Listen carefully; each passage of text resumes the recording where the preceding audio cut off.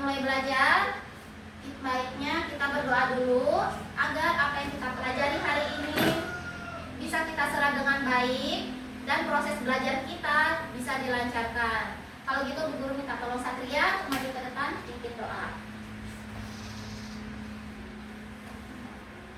Ya, berdoa mulai.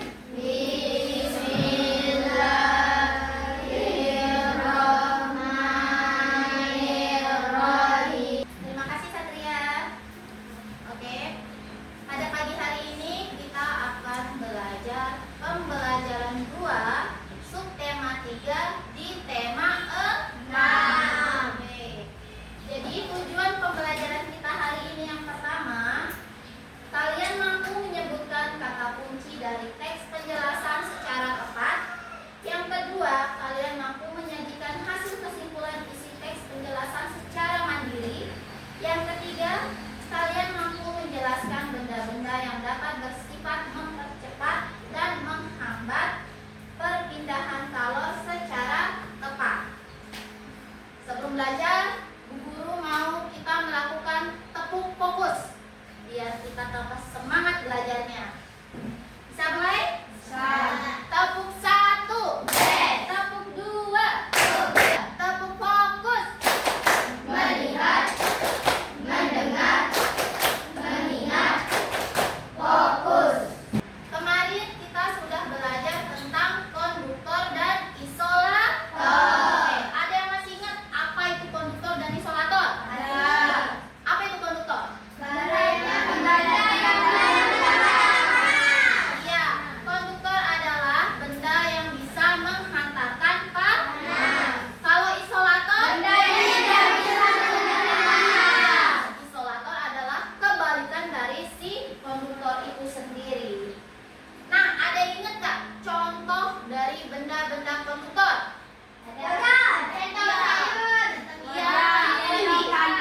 Ada panci. Nah, kenapa mereka disebut benda konduktor?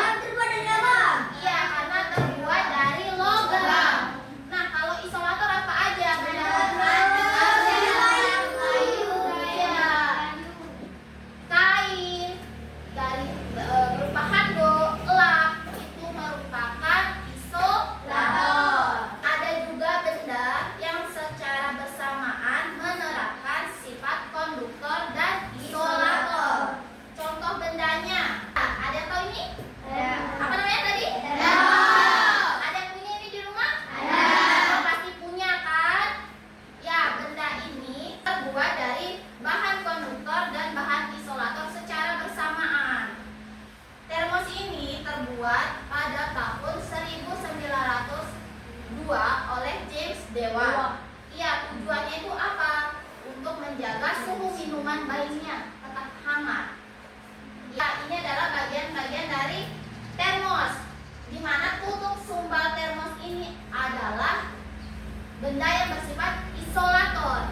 Sedangkan dinding dalam kaca itu benda yang bersifat konduktor untuk menjaga si suhu air tetap hangat. Iya, panas. Guru mau kalian membaca halaman 146 tentang sejarah termos.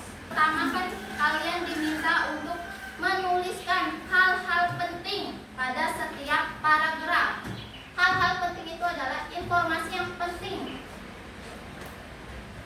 di setiap paragraf ini. Jadi kalian tulis dan masukkan ke dalam tabel di buku kerja kalian sendiri ya, dituliskan. Terus yang kedua, di sini ada perintah untuk merangkai kalimat-kalimat yang berisi informasi penting dari paragraf di atas.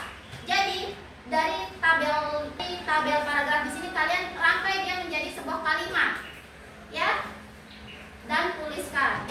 Dan bisa dimulai kalian jawabnya? Oke, tolong dijawab ya. Kalau gitu kita sambil bahas sama-sama ya. Oke, paragraf pertama ada yang mau jawab nggak? Boleh angkat tangan. Oke, Nadim, boleh, silakan. Hampir semua keluarga memiliki termos. Ya, Termos adalah sebuah benda yang berbentuk tabung seperti botol yang mempunyai dinding berlapis. Tercipta termos pertama kali pada tahun 1902 adalah James Dewar. Penemu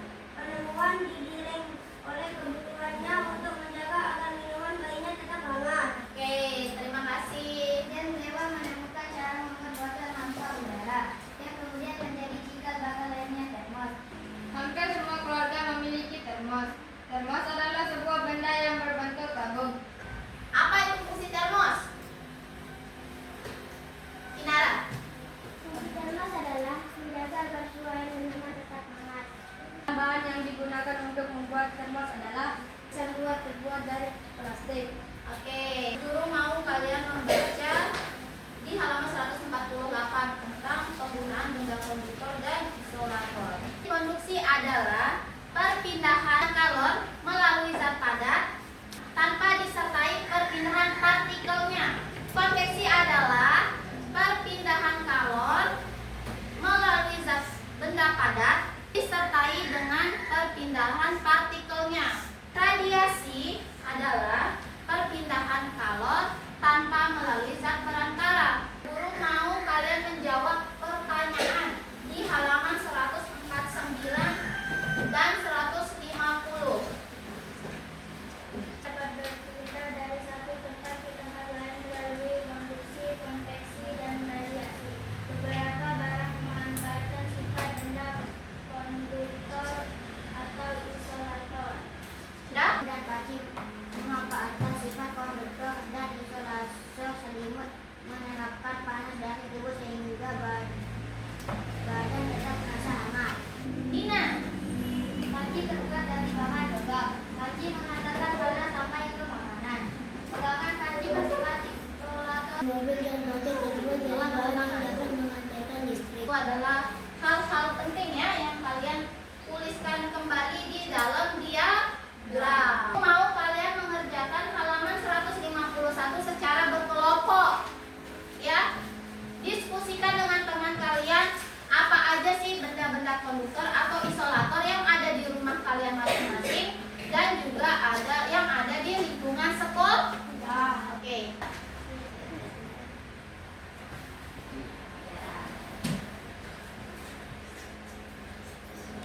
Gerbang ya. Lihat di lingkungan sekolahnya ada apa aja, ada benda konduktor, ada benda isolatornya. Pasti ada aja kan di sini di lingkungan sekolah punya Akifa. Apa aja?